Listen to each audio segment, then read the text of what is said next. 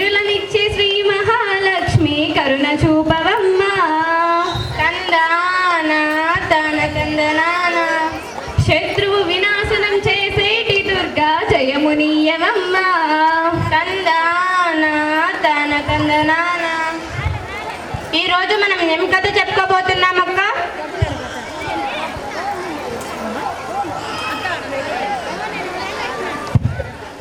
అయ్యో గద్దెల్వదా చిన్నక్క, ఈరోజు మనం చెప్పబోయే కథ బుర్ర కథ. గట్లనా? ఇది బుర్ర కథ అని నాకు తెలియదు రాక. అసలు బుర్ర కథ అంటే ఏందో చెప్పు. బుర్రున్నోళ్ళు బుర్ర లేనోళ్ళకి చెప్తారే, గదే బుర్ర కథ. ఇంతకు నీకు బుర్రుందా? అరే ఎంత మాట అన్నావురా? ఆగు అక్క, జర గుస్సా చేయకుండా దమాకుంచి ఆలోచించు. నీ మెడలో ఏముంది? బూర ఉన్నది. నా మెడలో ఏముంది? బూర ఉంది.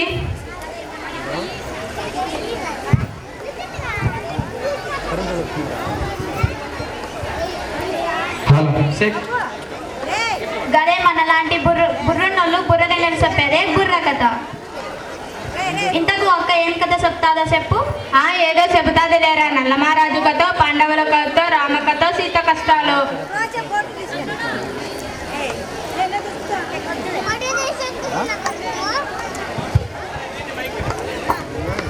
ఏందక్క ఈ కథలన్నీ పాత చింతకాయ పచ్చలే కదా, ఏదైనా ఒక కొత్త కథ చెప్పరాదు? ఏంట్రా పాత అంటే రోతగా ఉందా? పాత వెండి గొలుసులు, బంగారు నాణ్యాలు అన్ని తీసి బయట పారేస్తావా? ప్రతి ఒక్కడికి ఇది ఒక ఫ్యాషన్ అయిపోయింది. పాత లేనిదే కొత్త ఎక్కడి నుంచి వచ్చిందిరా తిక్క సన్నాసి. అరే ఇప్పుడు నేనేమన్నాను? పాత రోత అని నేను అన్నానా? కాలం మారుతున్నాం, మనం ఇంకా పాతలోనే గడుపుతున్నామా? లైట్లు వద్దని ఆముదం దీపాలు పెట్టుకుంటున్నామా? రైళ్లు విమానాలు వద్దని ఎడ్ల బండ్ల మీద తిరుగుతున్నామా? తమ్ముడు చెల్లి మీరిద్దరు కొట్లాడుకొని రసభాస చేయకండి.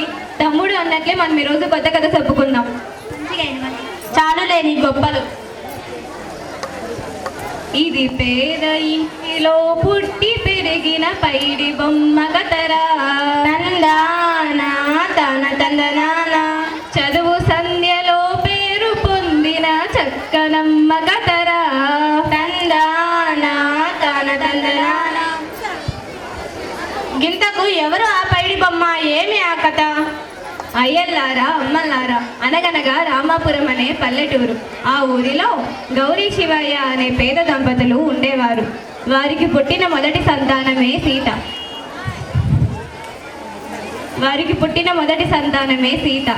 వారికి ఎటువంటి ఆస్తిపాస్తులు లేవు. గౌరీ శివయ్య ప్రతిరోజు కూలి పని చేసుకుంటూ బ్రతుకుతూ ఉండేవారు. సంతానం వద్దనుకుంటున్న సమయంలోనే మరో ఇద్దరికి జన్మనిచ్చారు ఆ తల్లిదండ్రులు. అమృతం విషం అంటే ఇదేనేమో. నువ్వు నోరు మూస్తావా? నోరు మూసుకొని కాలాలు పోయాయక్క. మాట్లాడేవాడే మంచోడు, ప్రశ్నించినోడే నేర్చుకోగలడు. పూట గడవని తల్లిదండ్రుల పాటులెక్కువాయే. తందాన తన తందనాన పంటలు పండగ పుట్టండగ కష్టాలెక్కువాయే. తందాన తన తందనాన కుటుంబ భారం కుర్రదీయకు తల్లడిల్లినారు. తందాన తన తందనాన భార్య భర్త కూలి నాలితో బ్రతుకునిచ్చినారు. తందాన తన తందనాన. ఇంతకు సీత బడికి పోయింది అక్క? లేదు చెల్లి, తమ్ముని చెల్లిని ఆడించుకుంటూ చూసుకుంటూ ఇంటి దగ్గరే ఉండిపోయింది సీత. ఏ మనుషులో ఏమో, పెద్దలు పనిలో పిల్లలు బడిలో అన్న సంగతి తెలియదాక, 16 ఏళ్లలోపు పిల్లల్ని పనికి పంపరాదన్న సంగతి తెలియదాక. ఆ తర్వాత కొంతకాలానికి ఆ ఊరికి శ్రావణి అనే టీచర్ వచ్చింది.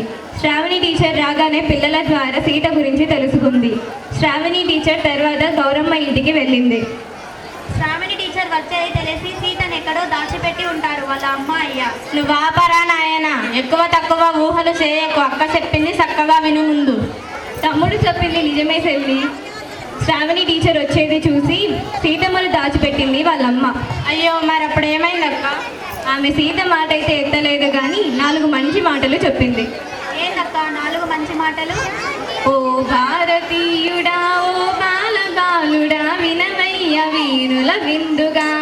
ఓ బాలతీయుడా, ఓ బాలుడా, వినవయ్య వీణుల విందుగా. ఎన్నో జన్మల పుణ్య ఫలమిది మానవ జన్మము, మన మానవ జన్మము. అందులోనూ ఆడ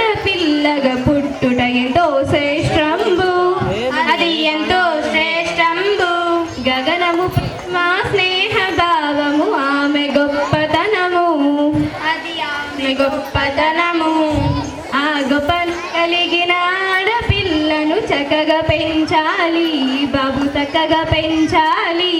తందానా తన తందనానా.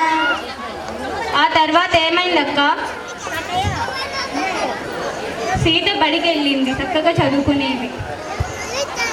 ఎట్లా చదివేది అక్క సీత బడిలో? సీత బడిలో ఎలా చదివేది అంటే అక్షరం నేర్చరా సై ఎక్కాలెన్నో నేర్చరా సై పుస్తకాలు చక్కగా చదివేరా సై ఏబిసి సై తరగతిలో ర్యాంకే తెచ్చరా. సై. ఈ విధంగా చక్కగా చదువుకునేది సీత. తర్వాత కొంతకాలానికి శ్రావణి టీచర్ ఊరు వదిలి వెళ్ళిపోయింది. మరి ఎప్పుడు ఏమైందక్క? చదువుపై ఇష్టంతో సీత పాఠశాల విద్య పూర్తి చేసింది. గ్రూప్ 1 పరీక్ష రాసింది. ఎంపీడీఓ ఉద్యోగం సాధించింది. తన సొంత మండలానికి ఎంపీడీఓగా వచ్చింది. తన సొంత దుడ్లతో పడిగట్టించింది. ఎంతో మంది పేద పిల్లలు చక్కగా చదువుకునేలా చేసింది సీత. మంగళం మన భరత మాతకు మంగళం, జయ మంగళం. మంగళం మన జన్మభూమికి మంగళం, జయ మంగళం. మంగళం మన స్త్రీ జాతికి మంగళం, జయ మంగళం. తయ్యకు తగదిమిత.